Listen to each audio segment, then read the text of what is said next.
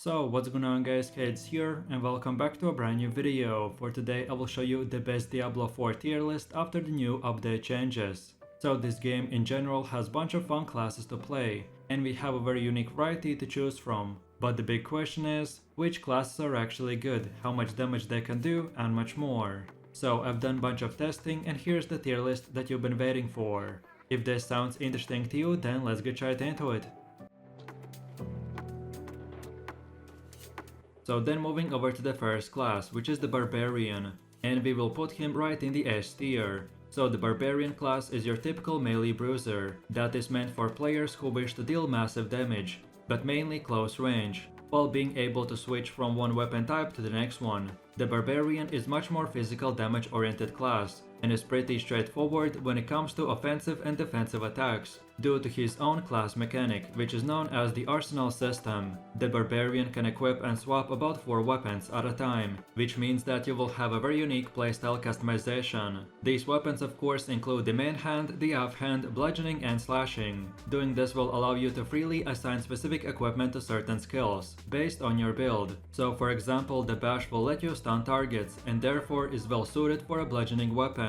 But if you wish to increase this ability's stun duration even more, then you should opt in to switch to a two-handed weapon. It's also worth noting that upon the skill's activation, you will instantly equip the best weapon in your loadout. Furthermore, every weapon that the barbarian uses has a corresponding expertise that you will level up with each rank. So for example, if you want to boost your critical strike chance, then you will want to wield a one-handed axe. Because of this system, I highly recommend for all players to collect bunch of weapons, in order to take the advantage of this class build diversity and item progression. Then in terms of stats, you mainly want to invest into the strength, health regeneration and dexterity to increase the chance of landing a critical hit. So overall, if you're looking for a powerful melee class that can use multiple weapons and will be very strong in early and endgame content, then this is the class for you. So then for the next class we have the rogue, aka your demon hunter, and we will put him right next to the barbarian. So the rogue is your stealthy assassin class that has the highest single target damage in the game and has a very fast movement speed as well. But this class is also known to be more of a glass cannon. Unlike the barbarian, the rogue can quickly switch between melee and ranged weapons, such as daggers, swords and bows.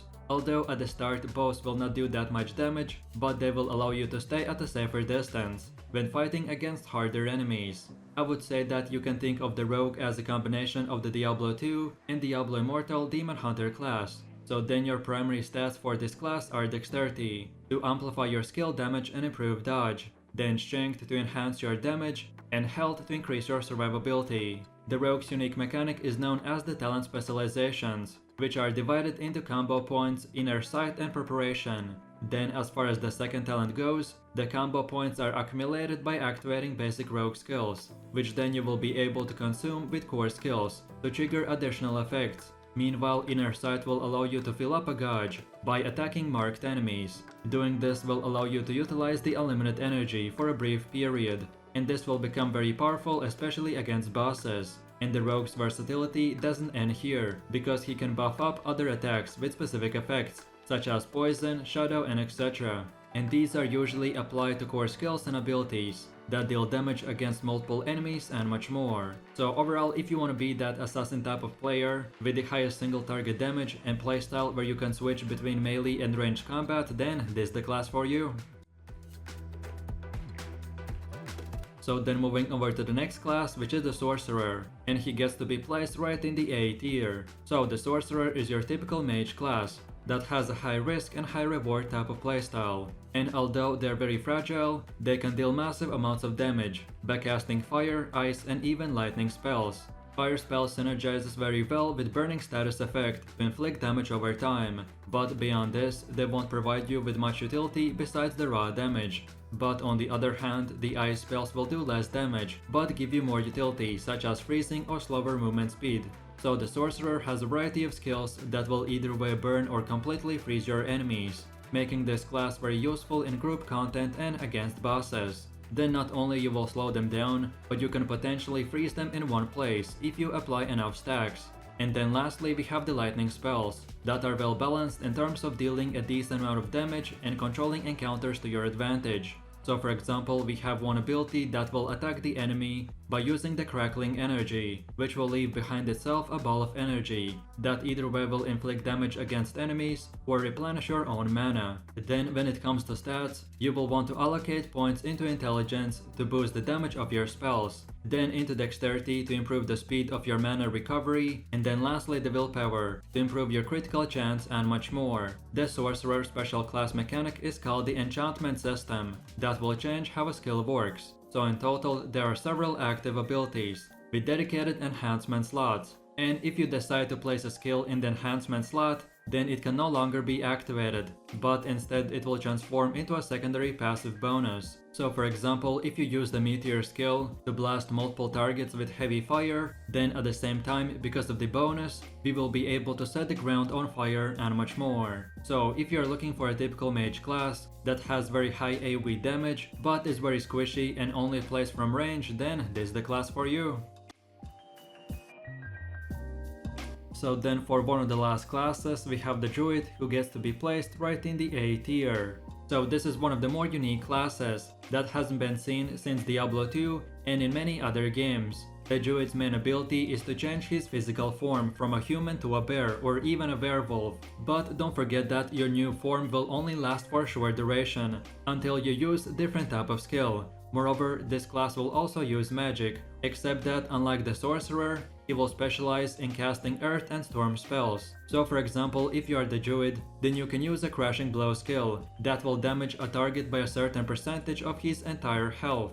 Unlike the Diablo 2, the Diablo 4 druids have companions that do not need to be summoned, but will automatically appear when you're in combat. However, you will be able to use unique companion skills to deal more pet damage. In terms of the druid's performance compared to other classes, the druid is another jack of all trades type of character that this time will focus more on supporting skills, but can as well do pretty good damage but only having longer cooldowns. So if you're looking to play not the most powerful class, but that has one of the most unique playstyles that hasn't been seen in many games, but if you're a good player, then you can still compete against the rest of the classes, or just use it for the group content, then this is the one for you. And then for the last and final class we have the necromancer, which gets to be placed right in the B tier. So necromancer in the endgame has a strong AoE and crowd control abilities, as well as summons, that lets him do a bunch of damage or become a support player. This class is basically really good at almost all roles. The same as with barbarian and rogue, he will be able to use a bunch of weapons such as swords, daggers and wands, and more importantly scythes, which only they can use. Most of you will be very familiar with this class if you played the Diablo Immortal Necromancer. Then another useful resource is the corpse, which are created from the remains of fallen enemies or other spell effects. So when you kill a monster, they will drop a corpse, which then you can use to activate or buff up your skill damage. Overall, the necromancer has 4 distinct skills called the Bone Prison, Darkness, Blood Surge and the Army. Bone Prison primarily focuses on dealing physical damage while consuming the essence resource. This skill can hit multiple enemies and is usually used together with other offensive skills. Then the next one is the Darkness skill that makes use of dealing damage over time, making this the ideal choice for those who intend to curse their enemies by dealing damage over time. Then the next one is the Blood skill, which allows the necromancer to become a vampire that will restore his life for every single hit that he lands on the enemy. Then another fun spell is the Blood Surge, which not only absorbs the health of the enemy, but also he can gain his strength. And then last but not the least we have the Army, which lets you summon skeletons back to life to fight by your side. As far as the necromancer's unique class mechanic goes, it's called the Book of Dead. This will let you further customize your undead army skill, so you will be able to choose between the skeleton warriors, skeleton magers and even the golems. So for example, you can select and customize your own minions. The skeleton warriors can become bruisers who deal great damage, but at the expense of having lower HP. Or then we have a golem that is a great defender, but are way more tankier than the skeletons. What's more is that you can choose to sacrifice a specific minion to gain a permanent buff to further improve your build and much more. So if you're looking for a powerful class that is basically the jack of all trades, and in other Diablo games the best PvE class, then this is the one for you.